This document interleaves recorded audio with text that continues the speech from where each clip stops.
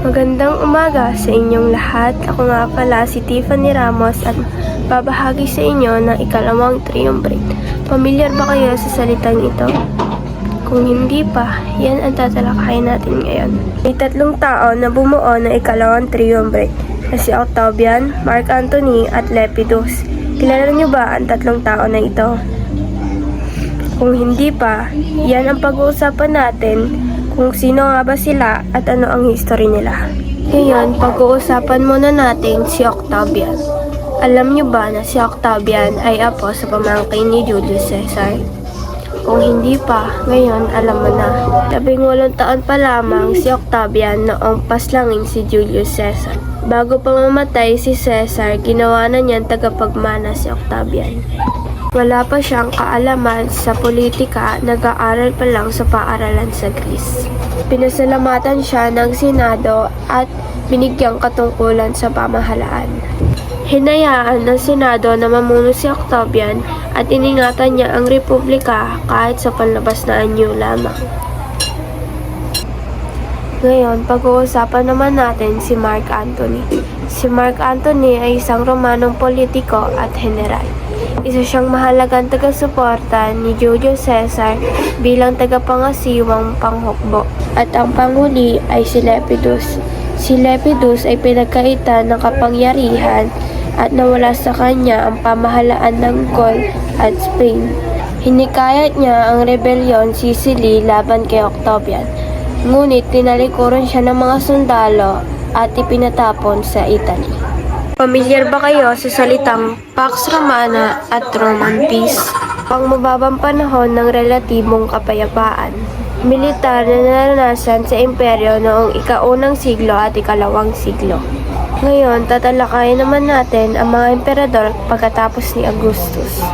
Ang pang-una ay si Tiberius, administrador bagamat isang diktador. Ang pangalawa ay si Caligula, nilustay niya ang pera ng imperyo. Pangatlo ay si Claudius. Inilikha niya ang isang biyokrasya. Ang pang-apat ay si Nero. Ipinapatay niya ang lahat ng hindi niya kinatutuwaan. Ang panglima ay si Vespasian. Iniaayos niya ang hukbo ng pamahalaan. Ngayon, may 5 tayong mahuhusay na emperador na pag-uusapan natin ngayon. Ang pang-una ay si Nerva. Nagkaloob siya ng interes sa bukirin. Ang pangalawa ay si Trajan. Narating ng imperyo ang pinakamalawak nitong hangganan. Ang pangatlo ay si Hadrian. Patakaran niyang palakasin ang mga hanggasin.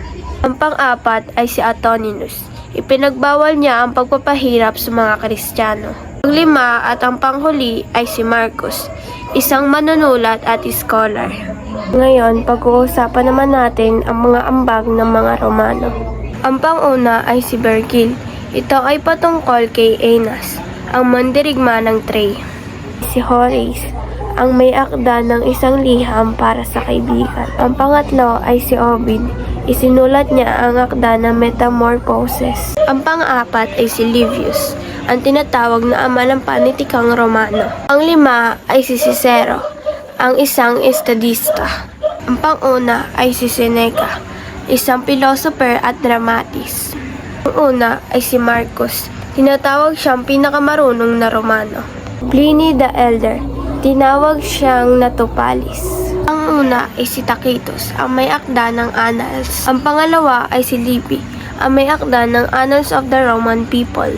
Ang una ay Colosseum, isang malaking stadium na ginamit para sa labanan ng mga gladiator. Ang pangalawa ay Pantheon, ipinatayo ng Emperor Hadrian. Ang panguna ay aqueducts, nagdala ng tubig sa mga lungsod at bayan.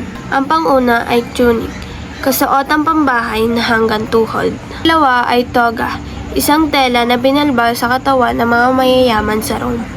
Ang pangatlo ay laurel, ito ay sinusuot sa ulo. Ang una ay stola, kasuotang pambahay. Ang pangalawa ay pala, isinusuot sa ibabaw ng stola. Dito na nagtatapos ang ating video. Salamat sa iyong pakikinig at sana ikaw ay may natutunan.